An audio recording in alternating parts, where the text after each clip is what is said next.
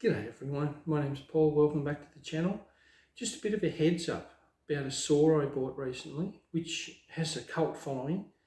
But when I bought my saw, it's a Corona saw, Razortooth, then I was immediately disappointed with it.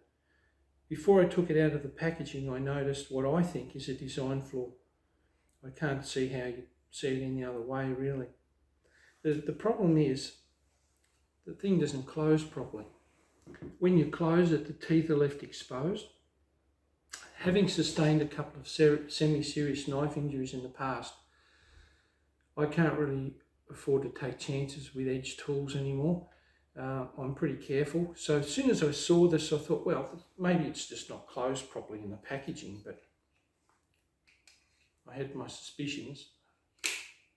There's no way that it closes properly.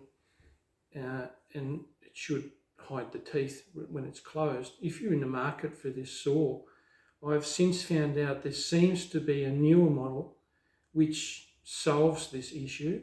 The handle is slightly rejigged so that the teeth are fully enclosed when the saw is closed. But this one seems to be the de facto Corona saw, which has been around for so long, and given that, I'm really surprised there's not more written about this. I did look at a couple of Amazon Australia reviews after the fact, after I bought it, and a couple of people mention it. But in terms of YouTube, I can't really see a lot around. Maybe you can point me in the right direction if you've had experience with this saw. I understand it might be a great saw, but to me it's not great if the potential's there to unnecessarily cut yourself when you put this saw in your bag, or when you strap it to the side of your bag, and you might grab it might be night time, and you catch your finger in there, and that's going to take a chunk out of your finger, and that's going to be a medical emergency. And if you're a long way from nowhere in the bush, I'm not sure if you can afford to let that happen. So I will be sending this saw back.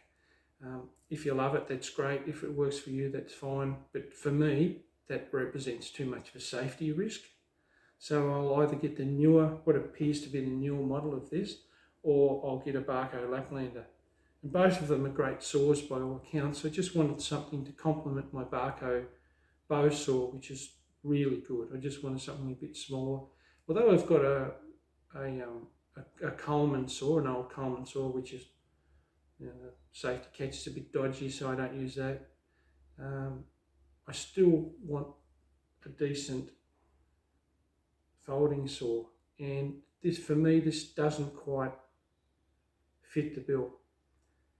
So really this video is just to give you a bit of a heads up. If you're in the market to buy this saw, just be aware that there are a couple of different models on the market, and I'm finding out that the hard way.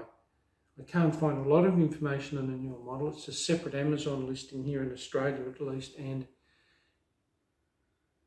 it is more expensive, which might steer me down the way of getting a Barco Laplander. I'll see how I go. But I'm sending this one back. What's your opinion? What do you think? Is that an issue for you? I think it's an issue for me. I could use a Ranger band, or I could to cover that up, or I could make a sheath for it. But I'm thinking, well, I'm just trying to cover up what is, to me, a pretty obvious design flaw in the first place. So if you're in the market for one of these saws, just be aware that there's a newer model, and you might or might not prefer to get that newer model or a different saw. Alright, okay guys, I'm going to be making a few more videos soon, because the weather's warmed up a lot, and gives me a chance to get outdoors.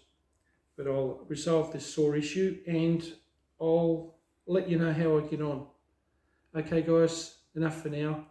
See you later. Take care of yourselves.